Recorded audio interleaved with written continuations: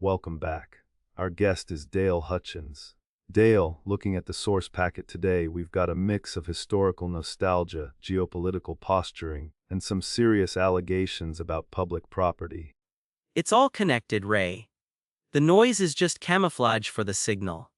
But let's start with the physical world, because that's where the cracks are visible. He's posting these images of the reflecting pool, claiming vandalism, within a number, emblazoned on the grass.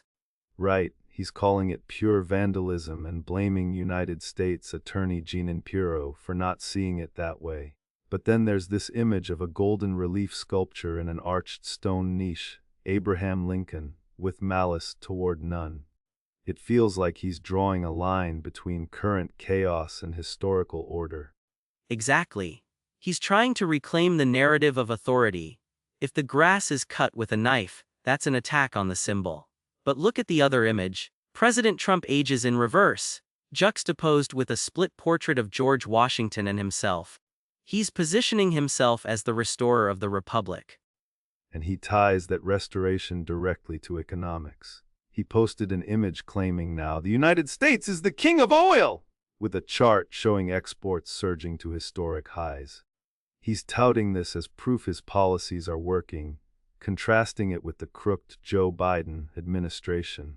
The oil narrative is his favorite shield. But here's the kicker: despite the king of oil bravado, look at our tape. Ethereum fell down 79% to 83rd percentile and Bitcoin fell down 4% to 69th percentile. The market isn't buying the hype. Crypto is dipping while he claims to be fixing the country.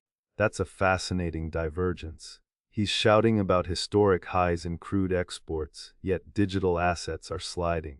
Do you think the oil chart is just noise to distract from the broader economic anxiety?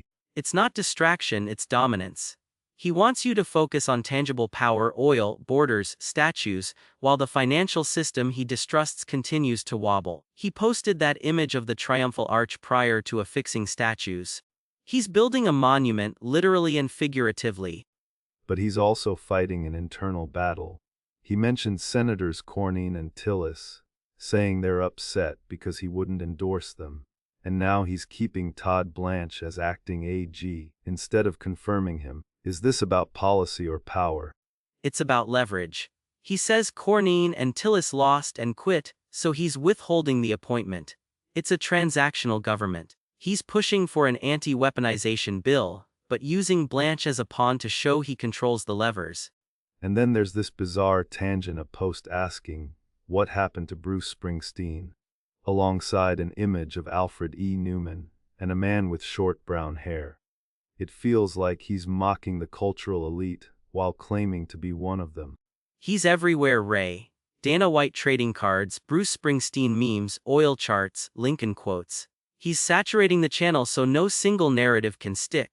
He says he's fixing our wonderful White House, but he's really just fixing his own image in real time. So the takeaway is oil exports are up, crypto is down, and Trump is playing both historian and king. Dale, thanks for walking through the chaos with us. That's the show. We're on Spotify and YouTube. If this earned it, like, subscribe, tell a friend. And housekeeping: the machine that writes this gets tuned constantly for cleaner news. The numbers are real, the jokes are not.